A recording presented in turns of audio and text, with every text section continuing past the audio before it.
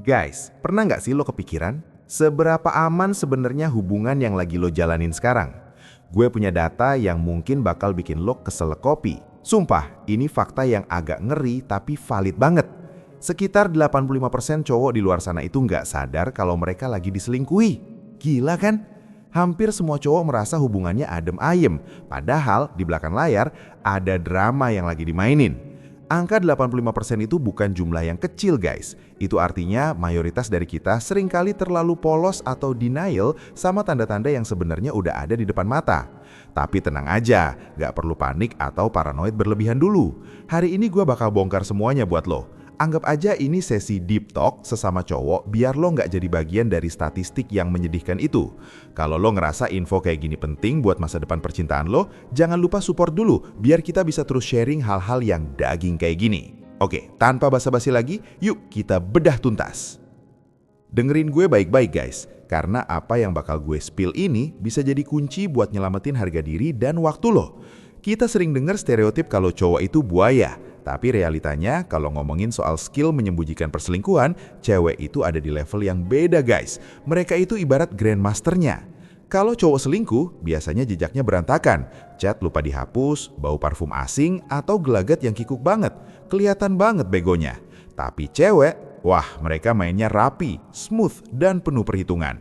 Bukan cuma sekedar bohong, tapi mereka punya kemampuan yang hampir artistik buat nutupin jejak. Mereka bisa bikin lo ngerasa bersalah, padahal mereka yang salah. Kelicikan dan kehati-hatian mereka dalam menjaga rahasia itu kadang di luar nalar kita sebagai cowok yang logikanya lebih lurus-lurus aja. Makanya guys, jangan heran kalau lo nggak sadar, tapi jangan berkecil hati juga, karena sepintar-pintarnya tupai melompat, pasti bakal jatuh juga kalau lo tahu kemana harus ngeliat. Hari ini gue bakal kasih lo kopekan soal 6 taktik.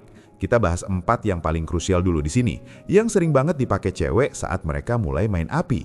Ini bukan teori konspirasi, tapi pola perilaku yang sering kejadian tapi luput dari radar cowok.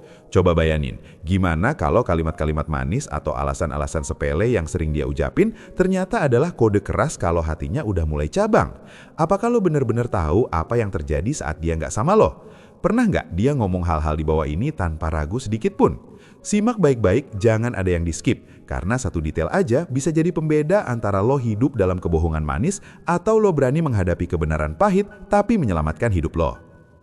Tanda pertama, jebakan dia lebih ngerti gue. Ini adalah red flag yang sering banget disalahartikan sebagai curhat biasa guys. Pernah nggak cewek lo mulai sering nyebut nama cowok lain dalam obrolan kalian? Awalnya mungkin sekilas, tapi lama-lama kok makin intens. Apalagi kalau dia udah mulai ngeluarin kalimat pamungkas. Dia tuh kayaknya ngerti banget deh masalah aku, atau enak ya ngobrol sama dia, nyambung banget. Guys, ini warning keras. Di telinga cowok yang polos ini mungkin kedengeran kayak dia cuma lagi ngapresiasi temen atau rekan kerjanya. Tapi kalau lo bedah pakai psikologi cewek, maknanya jauh lebih dalam. Kalimat dia lebih ngerti aku itu sebenarnya tamparan halus buat lo. Itu adalah cara dia ngebandingin lo sama cowok itu secara nggak langsung. Dia lagi ngasih tahu kalau kebutuhan emosional dia yang menurut dia nggak bisa lo penuhin, sekarang lagi diisi sama orang lain. Ini bukan sekadar perbandingan skill atau fisik, tapi soal kenyamanan hati. Ini adalah bibit dari emotional cheating alias selingkuh hati. Dan percayalah, selingkuh hati itu jauh lebih bahaya daripada sekadar fisik. Karena kalau hati udah pindah, fisik bakal nyusul dengan sendirinya. Saat dia mulai memuji cowok lain secara berlebihan, apalagi soal sifat dan kepribadian, itu tandanya dia lagi ngebangun istana baru di hatinya buat orang itu. Dia mulai menjauh dari lo secara mental dan nyari pelipur lara di sosok baru ini. Jadi, kalau nama satu cowok ini terus-terusan muncul di cerita dia, lo wajib waspada.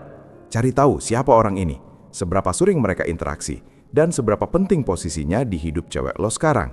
Jangan cuma diam dan nganggap itu angin lalu, karena bisa jadi lo lagi digeser pelan-pelan. Tanda kedua, alibi klasik cuma sama temen kok. Masuk ke taktik kedua, ini yang paling sering bikin cowok terkecoh karena kedengarannya harmless banget. Jangan khawatir sayang, aku cuma lagi keluar sama temen-temen kok. Kalimat ini adalah tameng paling sakti. Kenapa? Karena kalau lo nanya lebih lanjut, lo bakal dituduh posesif atau nggak percaya sama dia. Padahal, di balik kata temen-temen yang general itu, tersimpan sejuta misteri. Orang yang lagi nyembunyiin sesuatu biasanya bakal pakai kata-kata umum alias generalisasi. Dia nggak nyebut nama spesifik, Dia nggak bilang mau kemana secara detail.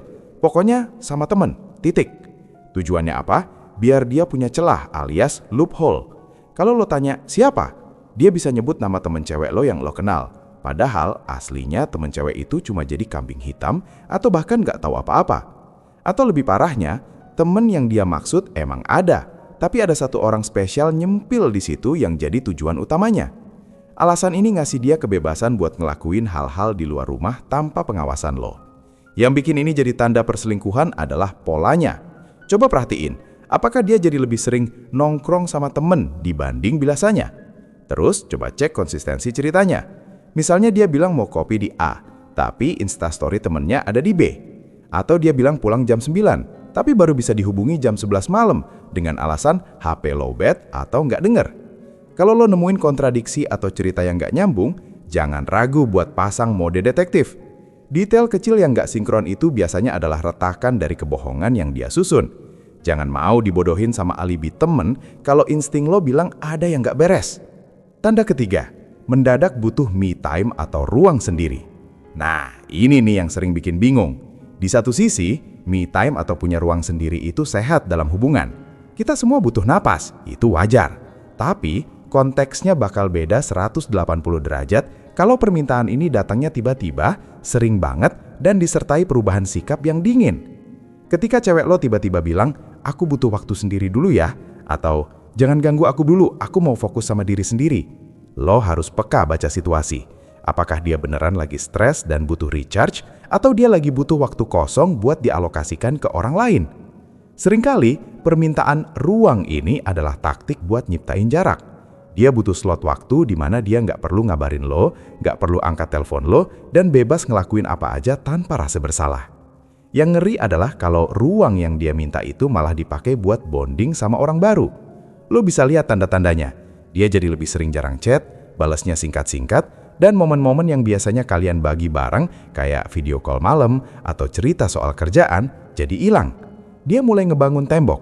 Dia bukan lagi mengisi energi buat dirinya sendiri, tapi dia lagi mindahin investasi emosionalnya dari lo ke tempat lain. Jarak fisik yang dia ciptakan itu sebenarnya adalah manifestasi dari jarak hati yang makin lebar. Kalau lo ngerasa dia makin asing dan lo makin susah ngejangkau dia dengan alasan butuh space, hati-hati bro, mungkin ada orang lain yang ngisi ruang kosong itu. Tanda keempat, mantra aku lembur malam ini. Ini adalah taktik paling tua dalam sejarah perselingkuhan, tapi tetap efektif banget karena susah dibantah. Siapa sih yang mau ngelarang pasangannya kerja keras cari duit atau ngejar karir? Cewek tahu banget kalau alasan kerjaan adalah kartu bebas penjara. Lo nggak bakal bisa marah, dan lo bakal ngerasa nggak enak kalau curiga. Tapi mari kita pakai logika. Kalau sebelumnya ritme kerja dia biasa aja, terus tiba-tiba jadi sering banget lembur, rapat di luar kantor, atau dinas luar kota yang frekuensinya nggak masuk akal, alarm di kepala lo harusnya bunyi. Aku kerja lembur yang bisa jadi kode buat aku lagi mau dinner sama dia, atau aku lagi nemenin dia. Gimana cara bedain lembur asli sama lembur palsu? Perhatiin detailnya. Orang yang beneran lembur biasanya capek, kucel, dan pengen cepet istirahat pas sampai rumah atau kosan. Tapi kalau dia pulang lembur dengan wajah yang fresh, wangi parfum yang masih strong, atau malah beda wangi, dan mood yang ceria berlebihan atau justru defensif banget pas ditanya gimana kerjaannya, itu mencurigakan. Coba perhatiin juga respon dia. Kalau lo tanya detail soal proyeknya atau kenapa harus lembur, orang jujur biasanya bakal ngeluh atau cerita teknisnya. Tapi orang yang bohong biasanya bakal jawab singkat, ngalihin pembicaraan, atau malah marah. Kamu kok kayak interogasi aku sih? Aku kan capek kerja buat masa depan. Nah, gaslighting kayak gitu tuh taktik buat nutupin rasa bersalahnya.